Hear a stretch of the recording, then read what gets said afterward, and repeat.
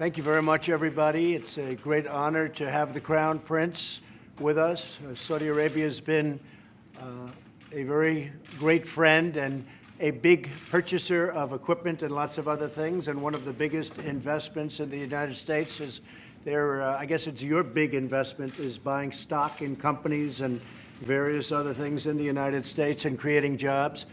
We've become very good friends over a fairly short period of time. I was in Saudi Arabia in May, and we are bringing back hundreds of billions of dollars into the United States, and we understand that, and they understand that. Some of the things that have been approved and are currently under construction and will be delivered to Saudi Arabia very soon, and that's for their protection. But if you look in terms of dollars, $3 billion, $533 million, $525 million.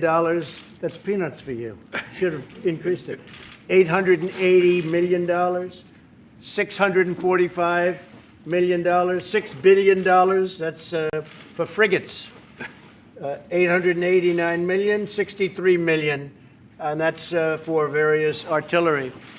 Some of the things that we're now working on, thanks, and that have been ordered and will shortly be started in construction and delivered.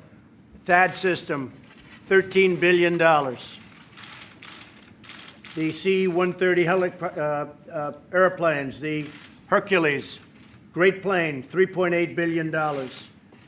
The Bradley vehicles, that's the tanks, $1.2 billion. And the P-8 Poseidons, $1.4 billion. And what it does is it really means many, many jobs. We're talking about over 40,000 jobs in the United States. So we make the best equipment in the world. There's nobody even close. And Saudi Arabia is buying a lot of this equipment, and a lot of people are at work making the equipment, not only for us, because we, as you know, we're getting a $700 billion military proposal, and that's even a lot for you guys.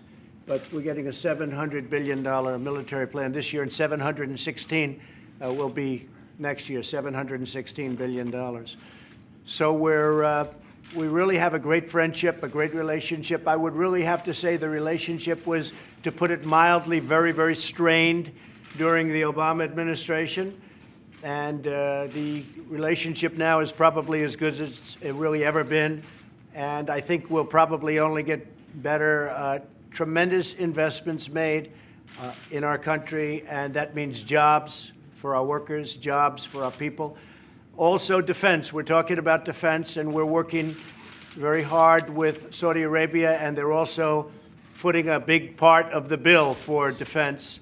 The whole Middle East. We know what's happened in the Middle East, and it has not been a pretty picture for the United States or for anybody. And a lot of things are changing, and they're changing very rapidly. As you know, ISIS is now, we've recaptured almost 100% of the territory, as you probably have heard, before anybody.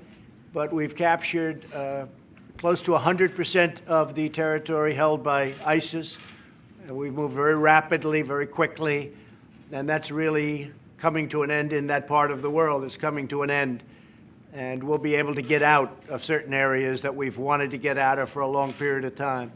And other countries can handle it. At this point, they'll be able to handle it. So it's a great honor to have you and your representatives here. Crown Prince, thank you very much. Thank you for being here. Thank you, Mr. President. Actually, the relation between Saudi Arabia and the rest of America, it's an old relation. We are the oldest ally of the rest of America and the Middle East. Right. More than 80 years of alliance and big interest, politically, economically, and security in different area and a lot of area. And the foundation of the relation, it's really huge and really deep in different issue. We know that today the relation, it's the cause of more than 4 million jobs in the US of America, directly and non-directly.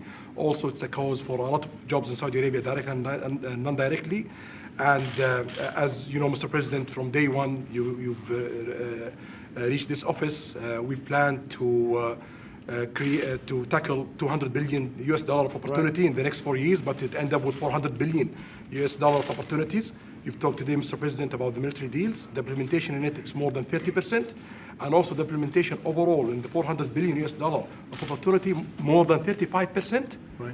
We plan this for the next 10 years, but it happens in 1 year we implement 35%. So this is a signal that there is a lot of things could be tackled in the close future and more opportunities. And that's why we are here today, to be sure that we've tackles all the opportunities and achieve it, and also get rid of all the threats facing our both countries and the whole world. So I'm very glad to be here today. Well, that's right. And, you know, one thing that you have been really focused on is the terrorism threat and the funding of terrorism. And whether it's Saudi Arabia or other countries, as we know, there will be no funding. We have a zero tolerance for the funding of terrorists. And we're working very hard, and I will say that Saudi Arabia has been working very hard on that, as are certain other countries in the Middle East. When I was there in May, I think it was one of the most incredible two-day meetings that I've ever seen, that anybody's ever seen. It was an amazing two-day period. We had 56 countries. We had everybody was there, the head of every country. Virtually, I guess, in every case, it was the head of the country. And we talked about terrorism and the funding of terrorism, and it will not be allowed. It will not be allowed. That would be the one thing that would end the relationship with any country. So I think there's a very big focus on that, the funding of terrorism, meaning it's over.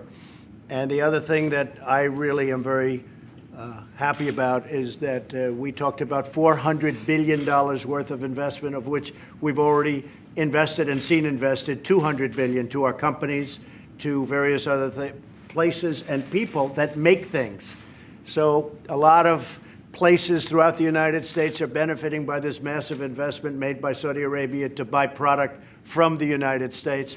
And again, we make the best military product in the world, whether it's missiles or planes or anything else. There's nobody that even comes close. So I just want to thank you, and I want to congratulate you on everything. Thank you very much. Thank you. Thank you very much, everybody.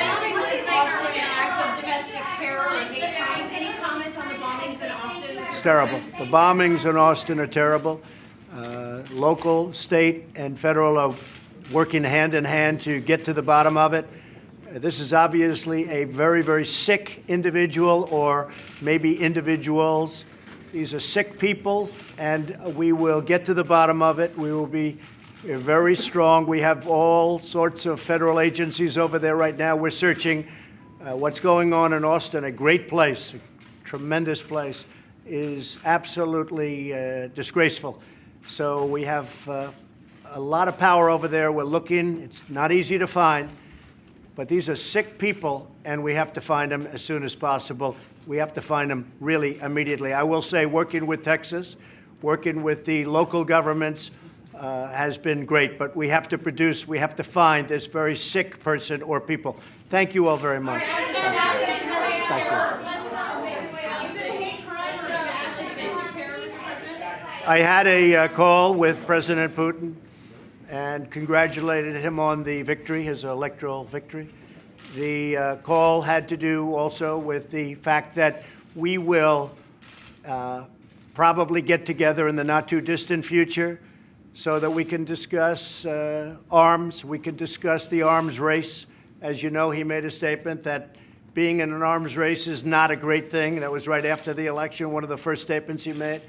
And we are spending $700 billion this year on our military, and a lot of it is that we are going to remain stronger than any other nation in the world by far.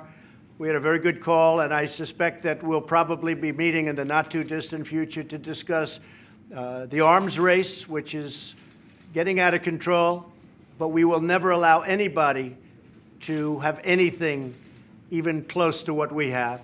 And also to discuss Ukraine and Syria and North Korea and various other things. So I think probably we'll be seeing President Putin in the not too distant future. Well, we're going to see what happens. The Iran deal is coming up. It's probably another month or so, and you're going to see what I do. But Iran has not been treating that part of the world or the world itself appropriately.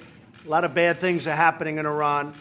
The deal is coming up in 1 month, and you will see what happens. What Okay? Your Royal Highness, should the president pull out of the Iran deal? Well, we'll talk about that today. Okay, thank you very All much, right, everybody, everybody. let's make your way out, please. Let's Thank go. you.